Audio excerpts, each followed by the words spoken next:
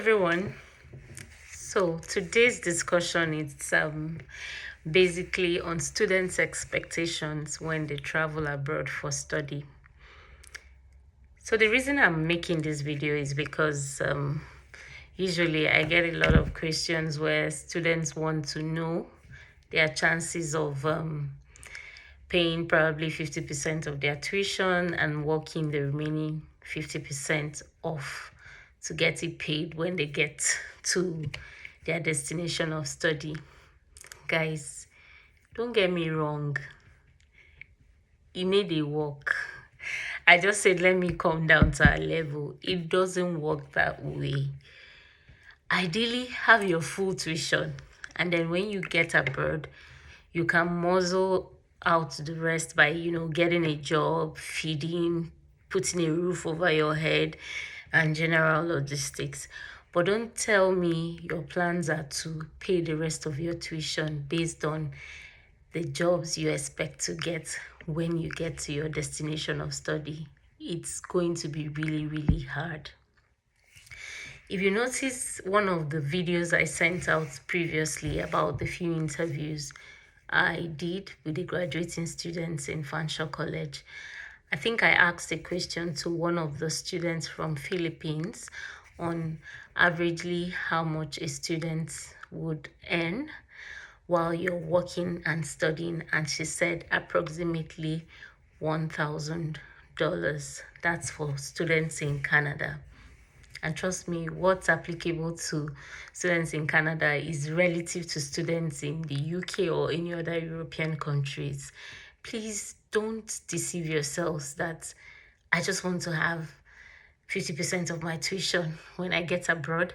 I'll work out the rest and pay my tuition. It will not happen. You're going to get frustrated, guys. You're going to get really frustrated because, first of all, when you arrive, it's not as if a job is waiting for you. You have to get settled in school. And the way it is studying abroad, school is back to back. It's not, I give you 3 weeks to acclimatize, enjoy yourselves. It doesn't happen. The first week as your classes starts, assignment starts, project starts, test starts, quizzes starts, different things are all happening back to back. So the time you think you would have to start looking for a job, and then the job will just come and you start gathering your tuition.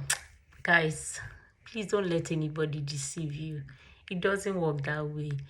As soon as you get to school, okay, so for some people, they arrive maybe a month to when their course is supposed to start, and some people arrive like few days or few weeks into their course start date. If you are in that category, that 1 month you arrive, in Canada, you're not allowed to work until you're enrolled in school. So it will be illegal for you to get a job when your program hasn't started.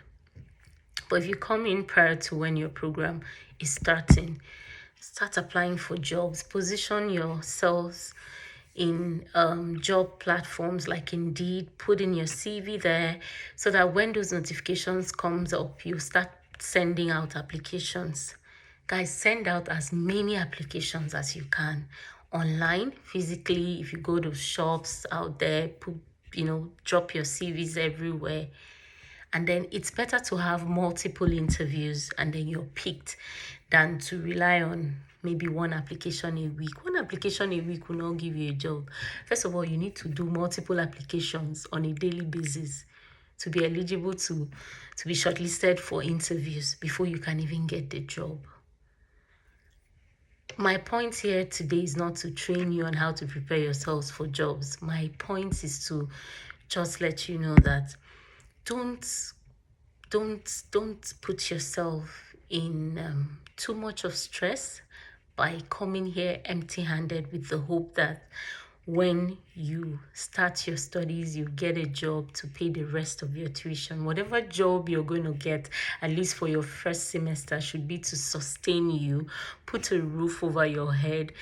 Let it be that you've cut out the worries of paying the balance of your tuition from whatever job expectations you have. Otherwise, you'll be here and calling people helter-skelter from Nigeria to pay your tuition fee. because you don't want to be withdrawn when you've spent all the money to get your visa and get here, and then you can't afford to pay your fees because whatever jobs most employers would, they won't give you more than 3 to 6 hours per week. Most employers wouldn't. So even migrants from other countries that I'm very familiar with, that most times tend to, juggle 3 jobs while they are studying. You don't even see them in class. It tells on them, guys, make sure that you're spending quality time in your studies, because I believe the essence of many students coming to Canada is for them to be eligible for PR. If you start dodging classes because you're trying to keep up with numbers of hours at work, it's still going to affect your PR at the end of the day. It's going to affect you one way or the other. So you need to avoid anything that is going to keep you out of it. Today's gist is just to make sure that you're not coming here with too much expectations as to when I land Canada, money will just start setting in. It doesn't work that way. Money will come, but it takes time. So prior to that time, when funds starts coming in, maybe based on the job you're doing, you need to know that it's a moment of planting for you. When you start reaping, it's not when you're studying. Most times, up until you're done, even with your second program, you still find yourself struggling. So don't let anybody deceive you, guys. Jobs are here, but they are not easily accessible as we make it seem.